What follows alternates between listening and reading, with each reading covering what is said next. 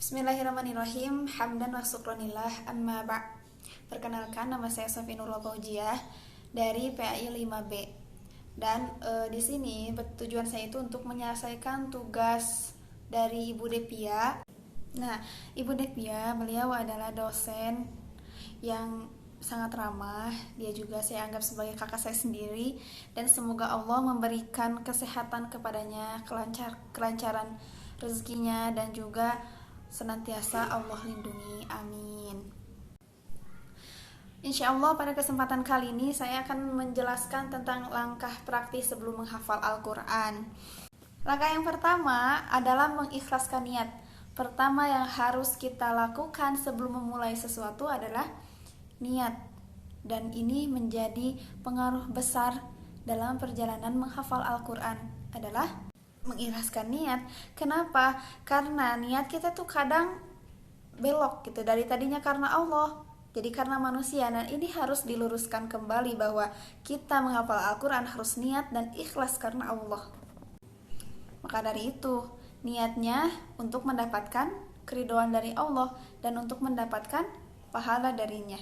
Langkah yang kedua adalah mencari motivasi yang paling kuat untuk menghafal Al-Quran. Bahwa motivasi itu penting ya.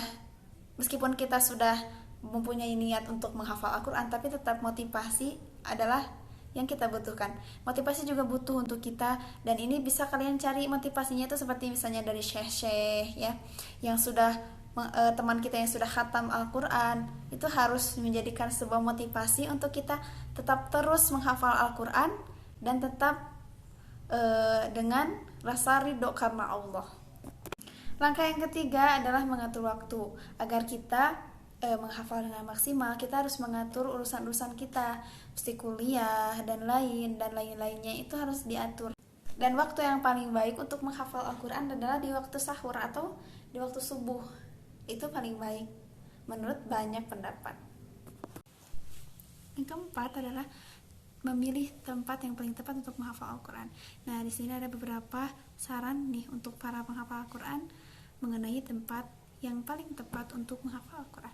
Yang pertama, dengan cara duduk. Kita emang benar-benar duduk gitu, nggak berbaring, karena kalau berbaring bisa saja kita tertidur. Nah, yang kedua, duduklah di depan dinding yang putih ataupun mau warna apa, tapi jangan yang ngejreng.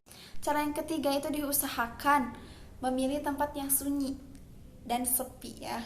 Nah, ini juga menjadi suatu kekonsenan kita untuk menghafal Al-Quran. Tetapi ada juga yang misalnya di satu tempat ya, di masjid ataupun apa, di halakoh ataupun apa, yang para penghafal Al-Quran pasti itu suaranya itu pada lantang-lantang, gak ada yang menghafal sambil diam, gak ada gitu, jarang sekali. Dan di sana pasti gak jauh dari kata sunyi gitu. Nah, tapi ada hikmah dari semua itu. Jika kita menghafal dalam keadaan banyak orang gitu, tapi sama-sama menghafal, itu akan menjadi dorongan buat kita. Si itu udah jauh, si itu udah jauh, kok aku masih di sini gitu. Ayo kita semangat gitu, menyemangati diri kita sendiri dari para penghafal yang lain gitu. Seperti itu. Cara yang kelima adalah mengambil napas dalam-dalam. Nah, sebelum kita menghafal harus dulu cobalah untuk bernapas dulu dalam-dalam.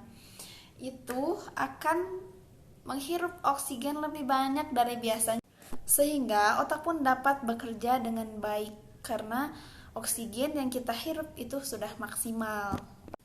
Nah, cara yang keenam adalah konsentrasi. Kita harus konsentrasi untuk menghafal Al-Quran. Tidak bisa tidak konsentrasi, karena kalau tidak konsentrasi itu sulit untuk menghafal gitu. Selanjutnya, langkah yang ketujuh adalah mengulang-ulang hafalan.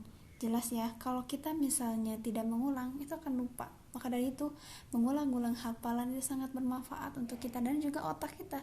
Otak kita akan lebih kuat, hafalan kita lebih kuat di dalam otak kita. Maka dari itu, seorang hafidz insya Allah harus mengulang-ulang hafalannya. Yang kedelapan adalah rutin menghafal Al-Quran. Ini menjadi suatu kemuliaan karena ini akan menjadi suatu kebiasaan kita untuk terus menghafal. Seperti ibaratkan kalau misalnya satu hari saja tidak menghafal, itu akan merasa menyesal.